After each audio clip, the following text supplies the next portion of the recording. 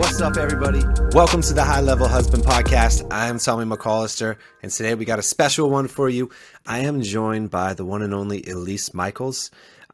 She is a men's trauma coach. Check her out on social media. She's got a massive following with massive value that she provides and delivers. And she's not on this intro because what happened was we were just freestyling and just talking, and we decided to turn the camera on the microphone and go. So we might piece together some multiple pieces of content, or we might just put the one together, but it's fabulous content. She's an absolute amazing person. The value that she delivers is awesome. She's 100% my type of person that we like to hang out with, growth driven, forward thinker, but understands what's important in life. And so it was a pleasure to have her on today. And so I'm going to do this intro and then we're going to get into it. But I just want to give you a little bit of a backstory. What's crazy is Elise came and stayed with us for 2 nights this weekend. And what's nuts about it is that I barely knew Elise before this. She was dating a friend of mine. And they were living on the East Coast. I'm on the West Coast. Me and him did some business online together, worked for a similar company there for a while, helped grow that out. And he's definitely a brother of mine. I love the guy. And when they broke up, Elise does coaching that's more aligned with what type of coaching I do. And Elise came out to Vegas last year. And I never met her before. We followed each other on social media when they were dating. And when she got here, it came out last year, I wanted to just collab with her and talk about business because it's very rare that we get to talk to people who are similar, like-minded. And so anyways, we got to do that then. And then we just kind of stay connected a little bit, but we really haven't talked since, other than just like on social media DMs a little bit. And she hit me up out of the blue the other day and was like, man, flying into Vegas. I need a place to stay. Is there a chance you'd be willing to let me stay with you guys? It's kind of a crazy story of how that worked out. We talk a little bit about it on the podcast, but when you just say yes to opportunities, good things happen. And we just got to have an amazing 48 hours, I would say roughly, of conversations that went so deep. She transformed my business in a lot of ways. We just got to talk about a lot of different cool stuff. So enough about the intro. And I'm just going to go jump right into it. So enjoy. Much love. I have a client who, I told them I was going to the 10X Growth Con this week, and I was like, oh, have you ever gone? And they're like, I always used to go. And if you watch the sales, they'll laugh because I'm doing a perfect impersonation. I love you. Don't take offense to this. He's like, yeah, I used to go to those things all the time, but I just feel like those aren't really my people, or like I look up to Tony Robbins or whatever. And it's like, people don't really take the action. And I can totally agree with that for a lot of it, because I think people just go and they get the rah-rah out of it. But I don't need to have a win from everybody. I'm just going because I know that energy is going to create some type of magic, and I'm going to find it. I'm going with the mindset of I always find the magic, and that's how I ended up here, and that's how I ended up being able to travel the world and meeting these specific people, because I wouldn't have met certain people if I didn't have the mindset of I'm going to find the magic wherever I'm at. So many people go into life and they're like, it's so dangerous. You shouldn't really go there. Aren't you afraid? And I'm just like, what is there to be afraid of? What is there to be afraid of? Because the proof of your life is you've lived up until now, and you always work things out. So why am I going to waste precious energy on stressing when I could be focusing on finding where the good stuff is? Yeah. The what ifs instead of the what's possible, right? Like that's been my new line of the past few weeks, right? Because a lot of us do focus on the what ifs, right? And what I always said about like this conference, obviously, if we go with an agenda that, okay, I spent a ton of money to go to this. I need to get something from my business that's going to move my business forward, and it needs to be from Grant himself, and it needs to be this, this, and this. And then as you're listening, if he's not doing that, you're seeing for the conference for what it's not than what it actually is, which is going to probably be something that you have no idea what that is, which could be this weekend itself, has nothing to do with the conference. Maybe you just need to come out to Vegas and hang out with us, right? I could meet someone in the lobby. I could, and I love that you said it could have nothing to do with the conference. I keep my eyes open and wide because I don't even know who the speakers are. And I was like a little bit not stressed, but I was like, man, I spent 10 grand on my ticket. And I'm like, yo, I don't know who the speakers are. Last year, I didn't really like them. But if I were to measure the conference only by that, of course, I would be disappointed and upset. But I got something very valuable out of the last conference in multiple relationships, in lessons. I got to be in the same room as the president. So that was like really cool, you know, and that's stuff that a lot of people don't get to say. And so it's not just about how can this person serve me? It's like, how can I take this and make it serve me, right? Like make life serve you. Don't just look for handouts. Yeah. When you have that agenda or the expectation, we're really handcuffing ourselves in so many ways, right? Because then there's only one outcome or no outcome, right? Rather than just being like, it's going to work out either way. And I'm just going to go in there and see what happens, right? Like you said, you don't even know who the speakers are. You're just trusting that it's going to be good, right? And if maybe they're not, maybe they suck again, right? Hope not. Yeah, hope not, right? And I doubt they will because, you know, it's Grant Cardone. But the thing is, sometimes the speakers are more, like you were saying last year, it was more real estate people. Well, you're not a real estate person, so it just didn't serve your purpose. But you met in an alignment there last year from the crowd that really has served you, right? And so it was just somebody in the crowd. And I was telling Elise earlier that, you know, my coaching group that I'm a part of, like it wasn't the coach is amazing, but he's just the catalyst for what was my biggest transformation, which was the people in the group. Now I've started businesses with other people in that group. The coaching was solid. But really my favorite, that was probably, and this is going to sound bad and I don't want to dog him because it was great, was my least favorite part of the coaching because there was all the other stuff that happened because I was open to all those other things rather than just being like, okay, he needs to kill it for me in this one area. When we're open to our feelings and just letting those things flow, it's super cool. So I'm excited to watch what happens after the end of this week of like, man, like this happened, and this happened. And it's probably going to be very little with what happens on stage, right? Like that's just going to be what's going to bring amazing people together in a room. And then the magic really, really happens. And I think Grant knows that, right? And so it was like, for instance, I know what she paid. Like she said, she paid 10 grand to go to this. Well, then, of course, yesterday we're talking about Grant Cardone. So what does Facebook do? Show me the ads for this event, you know? Yeah, you guys should come. Yeah, you got me on pay my ticket. Go ahead. I'll come in. No, but it was $97 for the virtual one, right? And I was like, that's so crazy that Elise is paying 10 grand to go in person and $97 you could just watch the whole thing on person. But what you're missing on person is exactly because you're not going to get out. You're only going to get the speakers. Right. That's all you're going to get. So you might very well just get about $97 worth of value, right? Because a lot of the stuff that those speakers are going to speak on stage, you could probably find on their podcasts, on their social media anyways. They've already regurgitated this information so much. But what she's paying that money for is to what's the magic that's going to happen, like you said, in the lobby. You pay for proximity. And this is something that I've thought about my own coaching. And so, like, to emphasize what we've been talking about all weekend, I'm paying 10 grand, and ironic, I don't know who the speakers are. I know last year I didn't have the best experience, but I trust in the energy and the proximity of the people. Like the closer you get to people who have so much attention and so much energy, it's going to cost more to get in their energetic field. But other people who are paying the same amount, they have the same mindset, right? Like, and they have the funds, or they found a way to have the funds. And so it's not just about the money. It's about the mentality that it takes to invest in yourself, to be in the same room with people, the desire to meet those people. So it really is about like, who am I going to sit next to? Who is going to have that one person away from who I want? If my greatest desire is to work with celebrities and be a celebrity coach, and, you know, behind the scenes, I already am, right? I can't say their names, client confidentiality, but I need to be in rooms where they're at. And that's not me sitting in my apartment alone watching it for $97 and like, oh, I saved 10 grand. Like, no, I would rather spend the 10 grand to make the life back that I want, as opposed to like think I need to save up. And that's how I'm going to make my life better. Yeah. And because people save up for what? A car, a house, a trip, tangible things, because you get tangible things back. Those tangible things will literally have a cap out value of probably on a scale of 1 to 10, about an 8, right? If you want to get those 9s and 10s, it's going to be the ones that are uncertain. Like she's saying, I pay 10 grand to go here. She's getting nothing tangible out of this. She's not like she gets to leave with like, oh, at least I got a diamond necklace out of it. Like you get to leave with something of that exact value. I wish. There's no guaranteed thing like that.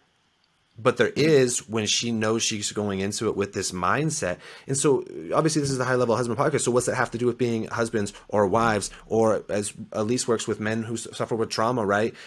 what does that have to do with it is like, man, you look at your community. Who are you surrounding yourself at? What rooms are you putting yourself into? Because that's what's going to make the biggest difference in your life. If you're just still hanging out with Joe Blow from the block because he was your homie and from when you were 14, like, dude, chances are you've already maxed out the growth of each other, because chances are one of you has stopped growing, if not both of you. Because probably you're just hanging out with all the exact same people. I've seen it, which is why we left our old city. All everybody did was hang out with the exact same people who were doing nothing, right?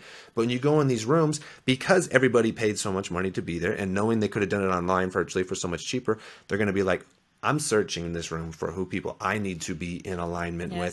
And then they're going to take those opportunities, because I'm not going to waste this 10 grand. I'm looking for more of that. So the desire for them to grow is all in the exact same spot. Well, what's that going to do? Change your life. That's going to change how you view things. People are going to come in. They're going to help you work through something that's stuck. Somebody might literally be going through something in their life that's trauma, and they might sit exactly next to Elise, but they're there because they're wanting to learn how to make more money, because the only thing they're focusing on is making more money. But literally what God needed them to be was sit next to Elise, so Elise can say, dude, you're trying to get rid of your trauma by stoke your ego, like you say, make more money, provide for your family when you've already provided for them, but you're providing for them in financially, but you're leaving them spiritually and emotionally broke.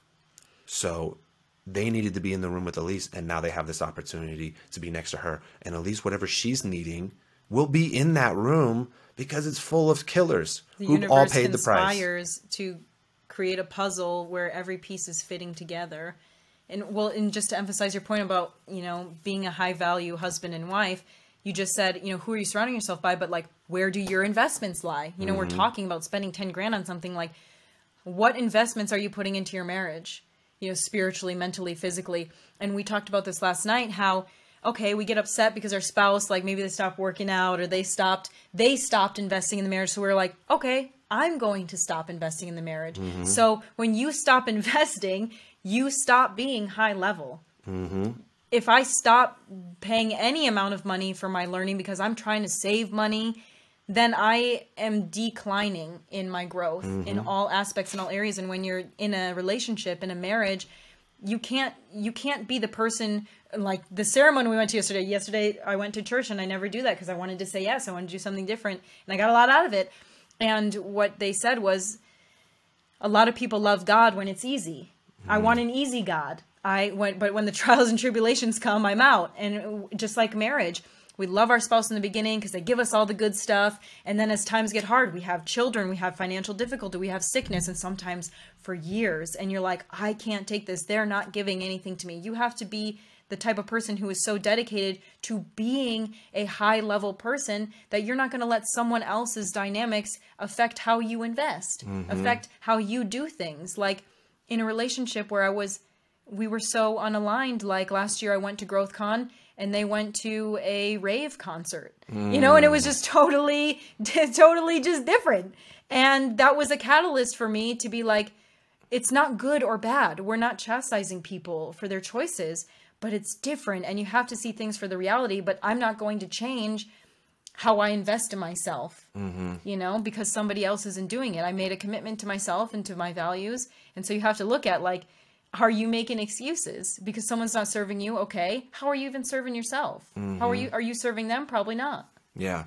And what's crazy is, like, and you can use the rave concert, right? And the thing that goes to a lot of different people's is like, what's that person struggling with at that time, right? Like maybe they're killing it 10 out of 10 out of 10 on the levels, and they go to that, right? Because maybe that is their getaway, because they're doing all the other stuff during the week that's GrowthCon type stuff, surrounding themselves with people, and that's what they're going to do. But when they know the areas that they're struggling with in life right now, and they know they're struggling, but yet that's where they just decided to invest their time and energy, well, that's why you're struggling, right? And, I try not to read the comments too much on our social media. We get a lot of love, which is why I do like to do it, because I love to show the people back. We get so much love, and I just want to honor everybody who does. But then there's always those people, but they just are in a different, we were talking about being in the matrix or out of the matrix, how we just talk so much different than a lot of people get to see it.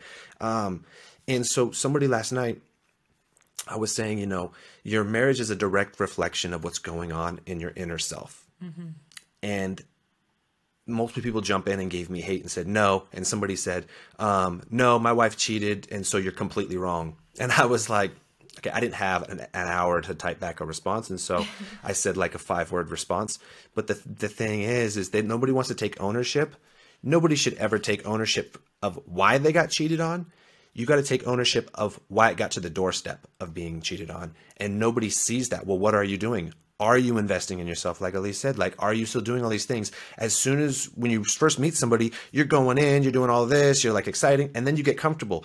As soon as you stop pedaling the bike up the hill, you're going to roll backwards, and that's going to happen in your marriage. And so we get to take ownership of why it got to the doorstep of it, but nobody wants to do that. Why don't they want to do it? Because it hurts. Because maybe they have father wounds. Because maybe they've been told their whole life that they're worth nothing. They're not doing anything, and that's obviously affecting their actions. So how are they going to tell themselves that? Or maybe they are, but then they don't want to let it be known in public. And so it's so hard. They want to take the blame and give it to somebody else because that makes them feel that much better, and it's literally that much. And if you're listening to this, it's literally small, like you're basically giving it to somebody else. It's like almost if you know you're really sad about being obese, and so you overeat because that's your drug, but you know the whole time you're overeating, it's not solving the problem, it's only making it worse. So anytime you take the blame and you give it to somebody else, it may somewhat feel good for the moment, but it didn't solve the problem, and you're still hurting moving forward. So it's crazy. Just continues to destroy you. The more you give your power away and seek blame instead of, and it's not even about blaming yourself, because sometimes we go down the opposite spiral of shame and like, I'm so stupid, I'm such an idiot, I should have done this, I should have done that. And then we try to overcare and overcompensate. And it's not about that either. It's just simply taking responsibility for your part and your part alone. Like, okay, this bad thing happened in our relationship, not to me. People will do that too. Like, oh, you cheated on me. Yes, but then you take it personal because then you go, what did I do wrong? You know, why don't they love me? Am I not good looking enough? And when someone cheats or when someone betrays you in a relationship in any regard, that's happening from them. And they may have betrayed the vows in a marriage or a relationship, but it doesn't have anything to do with you. What you need to focus on is what attracted me to this person? Mm-hmm. What signs was I overlooking because I didn't want to stir up the pot? Mm-hmm. I didn't want to create chaos. I wanted to be more comfortable than I wanted to be resolution focused. And we were talking about this too, like men and women, how they see things so differently. It's like Jenga. Like women look at all the little pieces as important. And every time that something comes up and they talk to their husband, like, hey, can you take out the trash? Or like, you said that you would hang this painting up and you didn't do it. And men will minimize those things because they're small, right? They seem meaningless. Like, oh, I didn't do the dishes, whatever. She'll get over it.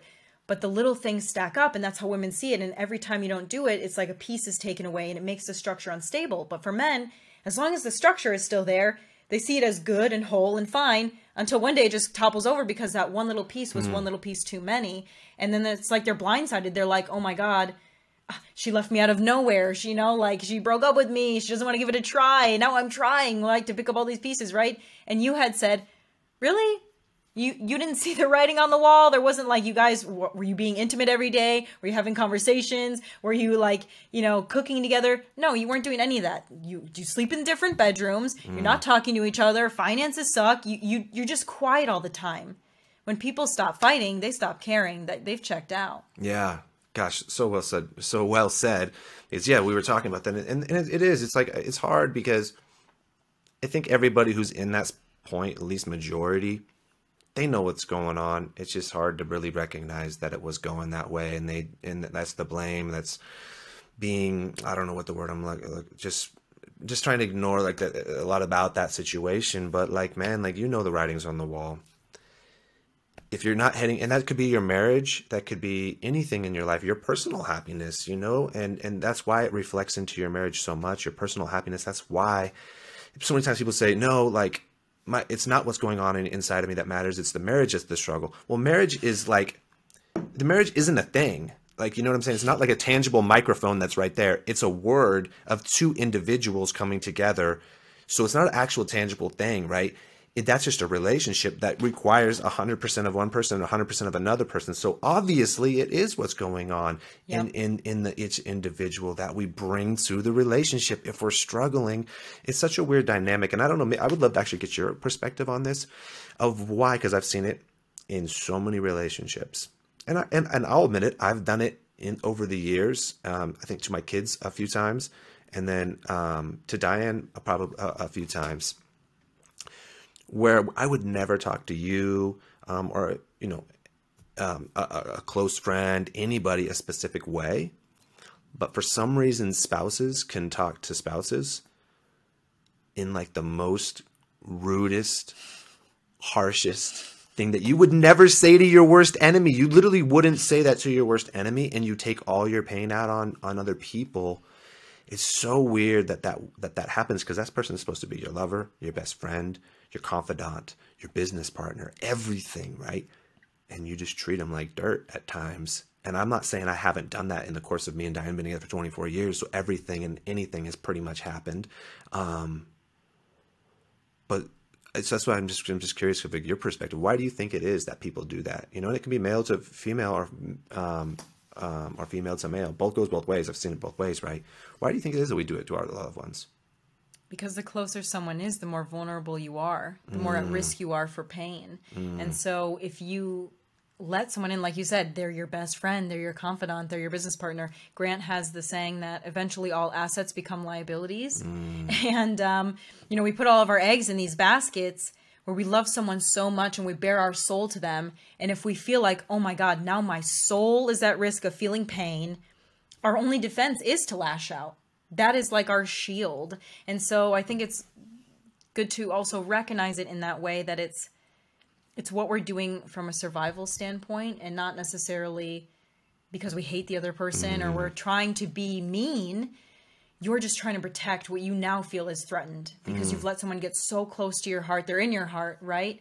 And even switching that mentality of like, oh, I'm fighting, like, actually, if you're fighting with each other, you're actually fighting for each other. You just don't recognize it that way because you're so pissed off at each other. But you wouldn't be fighting if you didn't care. You wouldn't be fighting if you weren't actually attempting to preserve the relationship.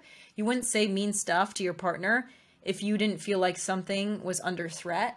And so it's kind of recognizing, oh, I'm not upset with them right now. I'm simply feeling under threat, and I need to take it back because I need to remember this person's on my side. They're not the enemy. Our swords are not towards each other. They're towards the problem. Let's get back to that. They're not trying to hurt me, but we forget.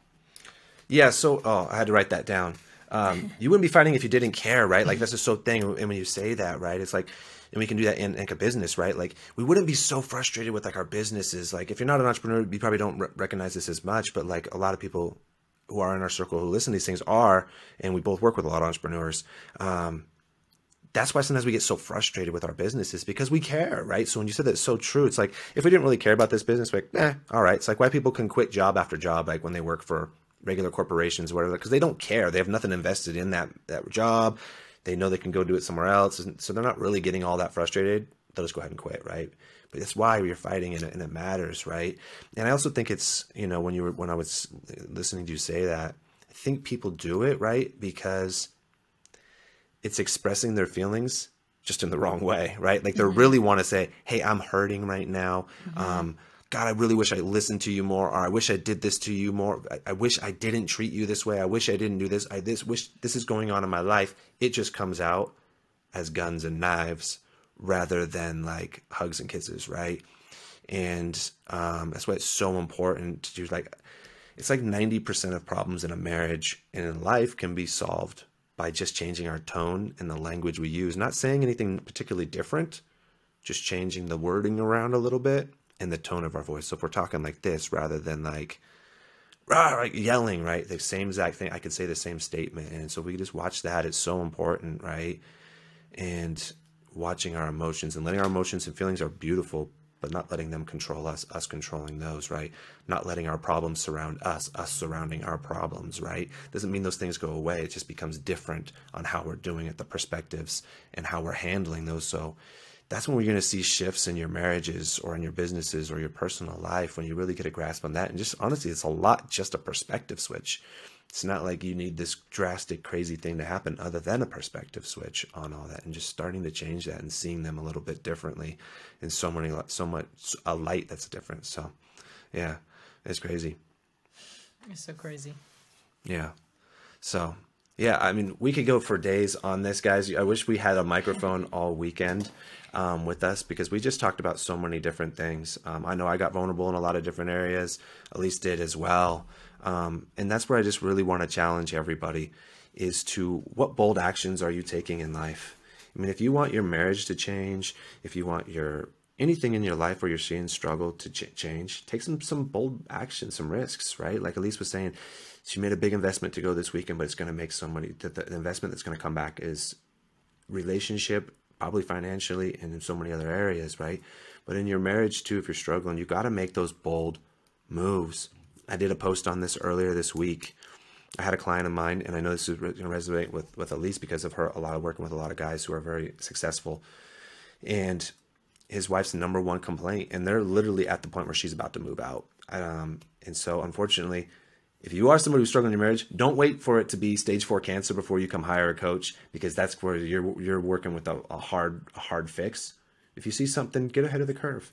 But anyways, this person was told for years that they were working far too much, and they were working in the oil field. And so they were gone for, 2 weeks on, 2 weeks off, 2 weeks on, 2 weeks off. And it was just too much. And then when they were exhausted because they worked at 2 weeks on, they come home, then they wanted their downtime, not realizing that the wife was still home working the whole time, taking care of the kids, the house and all that, which is a full-time job.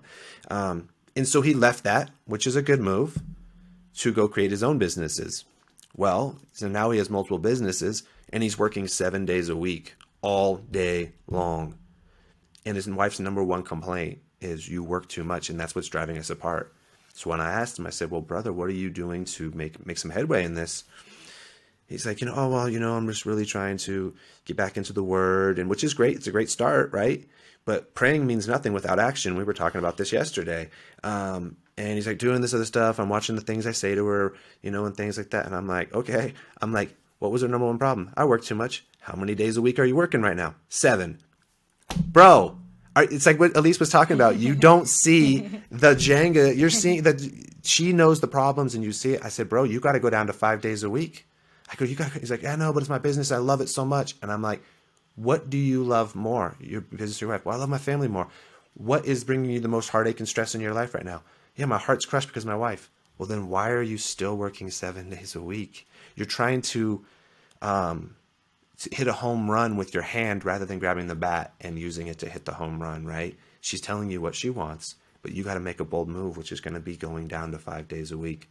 You're going to lose some finances, maybe, or we can talk about what we were talking about earlier. That might actually open it up. Might actually even make the finances better because now your energy is shifted and different, and it's just so crazy what people, like Bradley said this quote the other day, you have to sacrifice for what you want, or what you want becomes a sacrifice. So is your family really the most important thing to you? Because through your actions, you're saying no. Mm-hmm. And the wife knows that. And that's why she's saying you're working too much. And she's about to leave because though his words say otherwise, his actions do not. Mm-hmm. And she is still not being served in the way that she's asking. He's trying to fix the Jenga without putting the one piece back that was making the tower fall apart. The Jenga can survive if some pieces are missing. Yeah. But there are critical pieces that seem small that make the tower collapse. And if you refuse to put that one piece back, it doesn't matter. It's still going to be a pile on the floor. Yeah.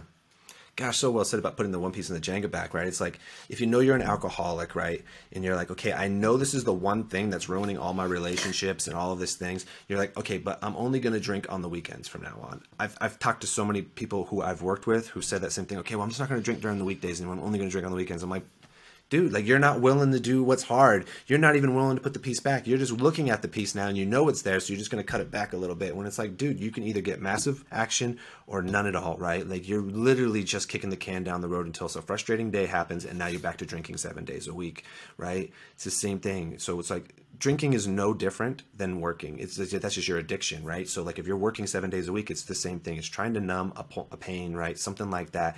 Stoke your ego, something that makes you filled up because you've had a lack somewhere else. That's all alcohol does too, right? It's just trying to numb something. Food does the same thing. So many things do that, right? Porn, anything, right? Like that does it. And it doesn't always have to be bad things such as alcohol or porn or things like that, right? It can be anything that fills that up. But you got to make that bold move, and it's not easy. But we were talking about this earlier. It's like it becomes easier the first times you do it. Like, it literally starts with one of my buddies who was in prison. And I've heard this from multiple people who've been in like prison or in bad spots like that. He said, dude, I was such, and he was a hardcore drug addict. So it wasn't like he went to prison and he was like a hedge fund guy and he was just like killing it in all areas of life and then just did some crappy stuff. He was like a hardcore drug addict living on the streets, homeless. Now one of the biggest speakers in the U.S., making a ton of money and changing lives. So it's possible what can happen in your life. But the moral of the story is, he said what changed his life was just getting up every day and brushing his teeth.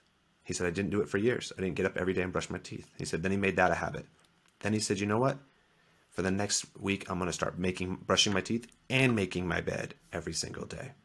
Then I'm going to do that, and I'm going to read 2 pages every day. It was like one thing led to the next. And so those bold actions really could, by you just doing something small, it will get to bolder, but you've got to keep doing them. But if you don't see the fruit from a small action, oftentimes, I'm sure you've seen this over the coaching journey, same things with us. It's like they're 1 week in and they're like, man, I'm really not seeing like crazy changes. And you're like, yeah, you're 1 week in of a problem that's been in your life for 30 years. It's going to have to take consistency in changing those habits for you to finally really see those fruits of your labor coming about. But we got to start and continue. Number one thing, anything you want in your life is going to come from consistency. You want better finances, a marriage, fitness, anything. It's all just consistency. So don't stop, start, and then just keep going. Don't ever stop it. Amen. Amen. That 1% better every day, like Atomic Habits says. Is that a good book? I didn't read the whole thing, but what I read from it was really good. It's very scientific, and yeah, it does a whole study on how just getting 1% better, like, just can catapult your entire life. And I think it's similar to, have you ever heard the saying, if you double a penny every single day for like 30 days, you get like $30 million or something ridiculous like that. Like, it compares it to that. But so many people don't want to focus on the 1%. They want the giant changes, like you said. And ironic, because actually in my coaching, I try to give them actions in the beginning that will create large changes, so they feel like they've got a win right away. But it's later on, like a month in, so many things have changed that they start to feel the decline, because now, okay, you've done these things, but how can you make it consistent? How can you keep doing it so that you can reap the reward? And that's when sometimes they're like, what do we talk about now? What do we do now? And I'm like, okay, well now you got to fix it in your psychology, right? You got these big changes, but it's going to go away if we don't continue to harp on it every single day. So like, sometimes it's about giving yourself that win. Like your friend, he never brushed his teeth every day, and then that was like a win. A small thing was a win, but it made a big shift, because, then he was being consistent with it, and then it's the next thing, and then it's the next thing. So. Yeah, the old adage comes back to it, right? Like, if you're too busy to do anything, give it to a successful person, they'll get it done, right? But because they started with brushing their teeth in bed, and now they're just so good where literally they can just do so much. Their capacity, their decisiveness, their effectiveness is so good that they're great at it. So many times people jump into my DMs and they're like, man, help me get my marriage back, or get my wife back, or get my life back to where it was. I'm like, bro, you don't want your life back to where it was, because that was the recipe that got you to here in the first place. If you just get back, then you let off the gas, you're going to go back, right? We got to get you. Well, sure, we want to get you back there at one point, but way above it and beyond, right? Or maybe it's not even back there, because we're going to change so much about that scenario that we don't even use that anymore. Those tools weren't serving you. You want to have a different relationship. You got to fall in love with yourself, right? We always say you got to be attracted to yourself before anybody else can be attracted to you. It's so important. And then once you do that, then you got to go find out what that possibility looks like in your life, in your relationship, and all these other things, and understand there's so much more, and you'll never accomplish it all, which is beautiful, because life would be terrible if there was that mountaintop. I read a quote the other day. It was saying, we're not designed to be sitting on a perch of a mountaintop. We're climbers. The beauty is in the ascent. And I remember Charles Barkley, the basketball player, who's now an entrepreneur, right, an analyst and all these other things. He said when he retired from the NBA, he was an all-star, millions and millions of dollars, fame, everything, right? You think anybody would want. He said the first 30 days of his retirement was the greatest thing ever. Playing golf every day, just like, man, I got no responsibilities. I don't got to practice. I don't got to do anything. He said day 30 hit, and it was the most depressed day of his life. He was like, dude, I have no purpose anymore. What am I supposed to do? I'm just going to play golf for the rest of my life. He's like, I know we're meant for more than this. And so what did he do? Started businesses, became an analyst, doing all these other things, and found his purpose and passion outside of that. Basketball was a season. Now business is a season. All these other things are seasons, which is so cool when you see people doing that, which you think people are in the NBA, NFL, NBA. That's why you hear they have an 86% bankruptcy. I think it's 86% of the people who play in the NFL eventually go bankrupt because their identity was in that. Then you retire, they have these millions, and they were probably still living the lifestyle like they had the millions, and there's zero money coming in. And then they also probably got depressed and was trying to buy more and more things to try to fill that void. And then their money ran out.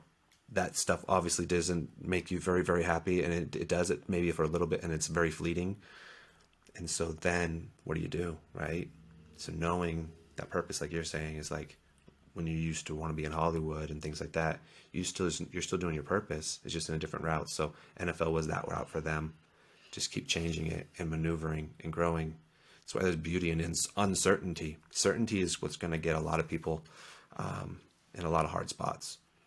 Yeah. Well, and like you said, it's when we think we've done it all. And, you know, I know that you said there's not really such a thing as balance. I believe that too, but like I think there's balance in your soul, not necessarily in the activity. Mm-hmm. Like, do you feel fulfilled and wealthy and spiritually whole every day, no matter what you're doing? Because we're not meant to be idle. We feel depressed. We feel like if we're not growing, we're dying. So I always push, like my male clients will ask me, I just need to find more balance in my life. And I tell them the same thing. I'm like, okay, well, we find balance, but like not in the way that you expect. It's not like, okay, I'm hard stop doing this, this, and this, and I'm incorporating these other things. It's like finding balance is not necessarily even doing less, it's doing more of what fills you. Mm-hmm. And they're always, and sometimes we get depressed too, because like we have this mountain and we've been climbing it, and then we get to that mountain and we're like, oh my God, where do I go from here? There's no other mountain. So sometimes we need to create another mountain. And if you don't, what we do is we create mountains in our relationships. Mm-hmm. We create mountains and we will like personally destroy ourselves because we need something to solve. So there's a lot of people out there who have perfect lives, perfect marriages, and then they become alcoholics out of nowhere. And then they get addicted to porn out of nowhere. Or they like, you know, they self-sabotage because, oh, now I have something to fix. When really it's like, okay, you just needed to be redirected and have a higher goal because you achieved what you'd always wanted. It's not worth it anymore to chase it. The mountain is now a hill, right? You can't just like physical fitness, right? Some people are so physically fit for a long time. They bikini competitors or whatever. And then it's like, that was their mountain. And now it's not necessarily, you know, something to look forward to anymore. You need like a goal to keep you on track, to keep you fighting for something, to make it worth it. Yeah, no, so well said. I think the book's called Wild at Heart. I apparently read it years ago. It must have been, and when I know when I did, I wasn't in a good spot, and I wasn't ready to hear. Like we were talking about yesterday at the church service, where I said, hey, if you have ears, let them hear. Right. Well, I was the hard soil at that time because it apparently didn't sit on my ears. But I saw somebody who I highly respect, who's a professional fighter, and he said that book was really, really good for him. And then some two other people recommended it this week. I'm like, oh, okay. So I went to buy it, and apparently it's already in my library. And one of the things they were saying was, the book's about you need 3 things in your life, and one of them was like, and I'm going to paraphrase the word because I don't think it's an adversary. But it's like some kind of, it's not, they don't use goal, but it's like an adversary, something that you're not like an enemy, but like something you're working to fix. You know what I'm saying? You're saying that somebody gets addicted to porn, now they have something to fix. You need to challenge. You needed something that is that at all times to be growing because it feels good. That's why we all like playing video games, right? Or something like that, because there's a boss at the end of the level and we're trying to get there to beat this boss and it feels great, right? So when we have that in our life, it feels great. And that's in so many different areas. And it doesn't have to necessarily be a negative enemy like porn or alcohol or a crappy marriage or things like that. It could be a great adversary, like I'm trying to lose weight, or I'm trying to build in a business, or whatever that is. I'm building a community of amazing people around me. Whatever that is, that's the same thing that you can do. And you said something earlier. I can't remember exactly what it is, but when you're idle, right? So like in the Bible, it says idle hands is the devil's playground, right? And I've noticed that so much in my life. That's why I was saying earlier, I lived a C+ life when I had a lot of time on my hands and a lot of money. Dude, like the thoughts that I had, the things that I was like, just my emotions was all because I had idle hands. I had no purpose when I got out of bed. When I wasn't excited, like I'm probably the same thing for you. Like I'm so excited to go to sleep sometimes at night because I'm so excited to get up. Where like I'm literally still reading a book that's personal development as I go to sleep, and then I'm like, okay, sweet, if I go to sleep now, I can get up and go live my day as my purpose, right? And not my purpose isn't always just being on calls. It's having conversations. It's being in community. So if you got to have that in your life, and if you're having too much idle time on your hands, too much. Now, there's great to have solitude, but too much, then our mind is going to be doing some crazy things to us, and half the time is that voice in our head is not true that we're listening to. It's why it's like we can think of a sour candy in our mouth with water. We're not eating a sour candy, right? Or we can watch those crazy dudes who like hang on skyscrapers and with like one arm, and they're like doing pull-ups on the side of like, I don't know, the biggest buildings in the world, and you're like, oh my God, my hands are like dripping sweat watching. They're literally sweating right now as I'm talking about it, thinking about dudes who do that. Those dudes are crazy. That's too big of an adversary. If that's you, that's too big of an adversary. But it's because our mind doesn't know the difference between a real and a fake scenario, right? So that's a fake scenario for us, but our body's responding like it's real. And so when we get these idle times, we can go down it, that I'm worthless or this or whatever's happening. And it becomes the devil's playground. So then he messes with you in those times. So, yeah. Well, guys, we're at 40 minutes here. It's 2-hour podcast. Yeah. This is like, we literally stopped the podcast. So there's going to be maybe a break. And we were just talking. And then we were talking. This part of the podcast we felt was more of service than the first part. Because we weren't nervous, but, you get to get into the flow. So we hope this has really served you this second go around as well. Yeah. So much love, everybody. Just in case we go up and end up chopping up the first podcast and we don't end up using any of it, or only certain parts, guys, follow Elise on social media. Elise Micheals. You see her face here. You'll see her picture when she pops up. And amazing content. Always on point. Go follow her. She's fun. And then her stories are probably equally as fun. The stories are totally different than the content. That's the real us. We interact in the stories. We talk. So I'd love to see you guys there. At Elise Micheals, wherever social media is. Yeah. And don't jump in the DMs and say anything bad. Because she's going to put you on blast in the stories. So I'm just warning you now. Don't be that person, because you're going to get blasted in social media. But no, we appreciate everybody, and I hope you got some value out of this. And really go this week and take some bold actions. Put yourself in some cool rooms and analyze people who are in your life, because there's people. As I was telling my clients at the beginning of 2023 this year, I said there's going to be people in your life who are going to drastically change your life this year. And you have not even met them yet. And that was my happened to me last year. And I hadn't hung out with Elise ever. And before last year, right? But we only hung out for a few hours. And then now this weekend we've done life together for a few days, right? And now have built a cool friendship and some alignments that are going to now propel us forward in so many other areas and build on a friendship on top of that. So whoever, you don't know what's in your life right now, be open to that. And say yes to those opportunities and surrendering to, because there's people literally waiting to come into your life that are going to drastically blow your mind and move the needle forward in every area of your life. So really be open to that. So much love. Peace.